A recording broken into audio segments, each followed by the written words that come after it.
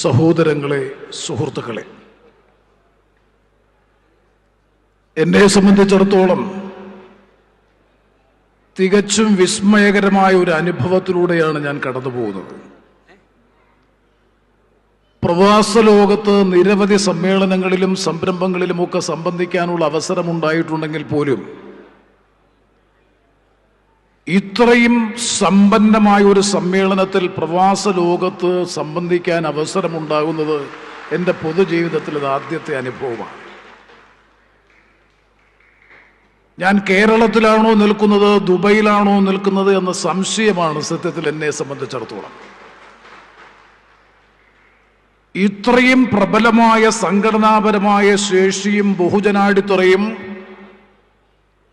സമസ്ത കേരള ജുമയ്യത്തുലമയ്ക്കുണ്ട് എന്നുള്ളത് സത്യത്തിൽ എൻ്റെ അനുഭവത്തിൽ കൂടുതൽ ബോധ്യപ്പെടുന്നത്, സാക്ഷ്യപ്പെടുന്നതും ഇന്നത്തെ ഈ സമ്മേളനത്തിൽ സംബന്ധിക്കുമ്പോഴാണ്. എത്രമാത്രം സംഘാടകരായിട്ടുള്ള സുഹൃത്തുക്കളെ ഈ കാര്യത്തിൽ അഭിനന്ദിച്ചാലും മതിയാകില്ല എന്നാണ് എൻ്റെ പക്ഷം. സമസ്ത കേരള ജംഇയ്യത്തുലമയുടെ ചരിത്രത്തെ സംബന്ധിച്ച്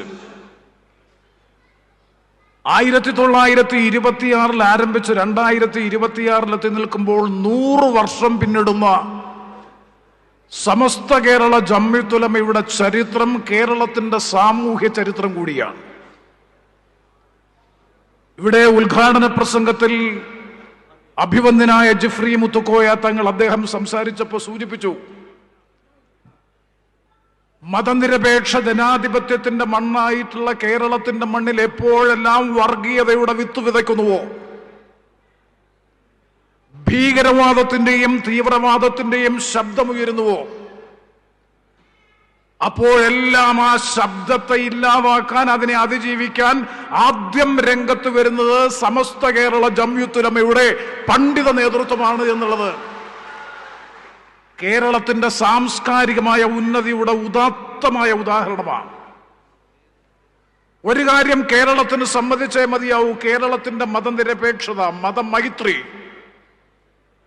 നമ്മുടെ നാടിന്റെ സാമുദായികമായ സൗഹൃദം, സാഹോദര്യം, വിഭാഗീയ വിധ്വംസക ശക്തികൾക്ക് ഇടം നൽകാതെ കേരളത്തെ ആ സാമുദായിക സൗഹൃദത്തെയും സാഹോദര്യത്തെയും മതമൈത്രിയെയും കണ്ണിലെ കൃഷ്ണമണി പോലെ കാത്തു സൂക്ഷിക്കാൻ കേരളത്തിന്റെ സാമൂഹ്യ മനസ്സിന് കഴിയുന്നുണ്ട് എന്നുണ്ടെങ്കിൽ, അങ്ങനെ കഴിയാൻ അവസരം ഒരുക്കിയതിൽ ഏറ്റവും പ്രധാനപ്പെട്ട പങ്കുവഹിച്ചിട്ടുള്ള പ്രസ്ഥാനം സമസ്ത കേരള ജംഇയ്യത്തുലമയാണ്, അതിന്റെ പണ്ഡിത നേതൃത്വമാണ് എന്നുള്ളത് അഭിമാനബോധത്തോടുകൂടി അനുഭവത്തിന്റെ അടിസ്ഥാനത്തിൽ ഈ അവസരത്തിൽ സാക്ഷ്യപ്പെടുത്താൻ ഞാൻ ആഗ്രഹിക്കുകയാണ്.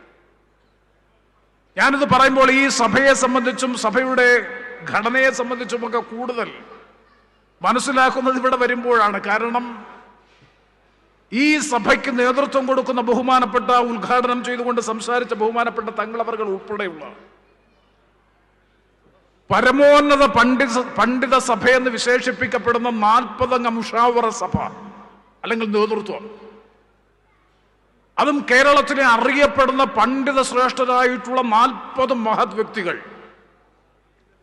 2 മാസത്തിലൊരിക്കൽ അല്ലെങ്കിൽ കൃത്യമായി ഓരോ മാസവും കൂടിയാലോചിച്ചുകൊണ്ട് സമുദായത്തിന്റെ കാര്യത്തിലും വിശ്വാസത്തിന്റെ കാര്യത്തിലും സമകാലികമായി ഉണ്ടാകുന്ന സാമൂഹ്യ പ്രശ്നങ്ങളെ സംബന്ധിച്ച് തലനാരിഴ കീറി വിലയിരുത്തി അതിനെ സംബന്ധിച്ചൊരു അഭിപ്രായം പറഞ്ഞാൽ ആ അഭിപ്രായത്തെ ഉൾക്കൊള്ളാൻ ഒരു സമൂഹം തയ്യാറാകുകയും അത് അംഗീകരിക്കുകയും ചെയ്യുന്നു എന്ന് പറയുമ്പോഴാണ് ആ പണ്ഡിത നേതൃത്വത്തിന്റെ മഹത്വം നമുക്ക് മനസ്സിലാക്കാൻ കഴിയുന്നത്.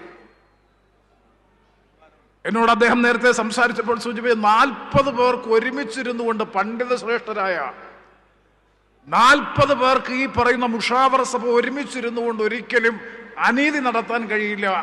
അങ്ങനെ വന്നാൽ തീർച്ചയായും അതിൽ വിയോജിപ്പിന്റെ ഭിന്നമായിട്ടുള്ള സ്വരമുയരും. അപ്പൊ നീതിപൂർവകമായി ഈമാൻ കാര്യങ്ങൾ നിശ്ചയിക്കുന്ന കാര്യത്തിൽ, അത് പ്രാവർത്തികമാക്കുന്നതുമായി ബന്ധപ്പെട്ട പ്രശ്നങ്ങളിൽ, ദീനീ സംബന്ധമായിട്ടുള്ള വിഷയങ്ങളിൽ കൃത്യതയോടുകൂടി അഭിപ്രായം പറയാനും നിലപാട് സ്വീകരിക്കാനും ആർജവത്തോടുകൂടി ഒരു സഭാ സമൂഹത്തിന്, സഭാ നേതൃത്വത്തിന് കഴിയുമ്പോഴാണ് ആ സഭയെ പിൻപറ്റി ജീവിക്കുന്ന വിശ്വാസ സമൂഹത്തെ സംബന്ധിച്ചിടത്തോളം ആത്മവിശ്വാസത്തോടുകൂടി കരുത്തോടുകൂടി മുന്നോട്ട് പോകാൻ കഴിയുന്നത്. അങ്ങനെ പരിശോധിക്കുമ്പോൾ 1926 മുതൽ 2026 വരെയുള്ള ഈ 100 വർഷക്കാലത്തെ സഭയുടെ ചരിത്രം, അല്ലെങ്കിൽ ഈ മഹത്തായ സാംസ്കാരിക സാമൂഹ്യ സംഘടനയുടെ പ്രബലമായിട്ടുള്ള ചരിത്രം, ഞാൻ നേരത്തെ സൂചിപ്പിച്ചതുപോലെ കേരളത്തിന്റെ സാമൂഹ്യ വികാസവുമായി സാമൂഹ്യ ചരിത്രവുമായി ബന്ധപ്പെട്ട് കിടക്കുന്നതാണ്. ഒരു കാര്യം ഞാൻ സൂചിപ്പിക്കാൻ ആഗ്രഹിക്കുന്നു. വിശ്വാസപരമായിട്ടുള്ള വിഷയത്തെ സംബന്ധിച്ചുള്ള നിലപാടുകൾ, ആ നിലപാടുകളിൽ അടിയുറച്ചു നിന്നുകൊണ്ട് പ്രവർത്തിക്കുന്നതിന്റെ ഭാഗമായി കഴിഞ്ഞ 12 വർഷങ്ങൾക്ക് മുമ്പ് ആരംഭിച്ച, നമുക്കെല്ലാവർക്കും അറിയാം, ഇന്ന് ആ പത്രത്തിന്റെ സുപ്രഭാതം ദിനപത്രത്തിന്റെ വാർഷികാഘോഷം കൂടിയായിരുന്നു. നേരത്തെ നമ്മുടെ കോൺസുലേറ്റ് ജനറൽ അദ്ദേഹം സംസാരിച്ചപ്പോൾ സൂചിപ്പിക്കുകയുണ്ടായി, 1 വർഷത്തിനുള്ളിൽ ഈ മേഖലയിൽ ചെലുത്താൻ കഴിഞ്ഞിട്ടുള്ള സ്വാധീനത്തെ സംബന്ധിച്ച്. അപ്പൊ തീർച്ചയായും വിശ്വാസം പ്രയോഗവൽക്കരിക്കപ്പെടാൻ കഴിയുമെന്ന് ലോകത്തിന് തെളിയിച്ചു കൊടുത്ത അന്ത്യപ്രവാചകനായ മുഹമ്മദ് നബി തിരുമേനിയുടെ ജീവിതചര്യയെ പിൻപറ്റുന്ന ഒരു വിശ്വാസ സമൂഹം എന്ന നിലയിൽ ഇത് പ്രയോഗവൽക്കരിക്കാൻ കഴിയുന്ന ജീവിത പ്രത്യയശാസ്ത്രമാണ് എന്ന് ലോകത്ത് തെളിയിച്ചു കൊടുത്തു അന്ത്യപ്രവാചകനായ നബി തിരുമേനി. അത് പ്രാവർത്തികമാക്കാൻ ഈ കാലഘട്ടത്തിൽ പ്രവർത്തിക്കാൻ, അതിനുവേണ്ടി കൂടുതൽ കരുത്തോടുകൂടി മുന്നോട്ട് പോകാൻ സമസ്തയുടെ നേതൃത്വത്തിലുള്ള പ്രവർത്തനങ്ങൾ കൂടുതൽ പ്രചോദിതമായി തീരട്ടെ എന്ന് ഈ അവസരത്തിൽ ആത്മാർത്ഥമായി ഞാൻ ആഗ്രഹിക്കുകയാണ്.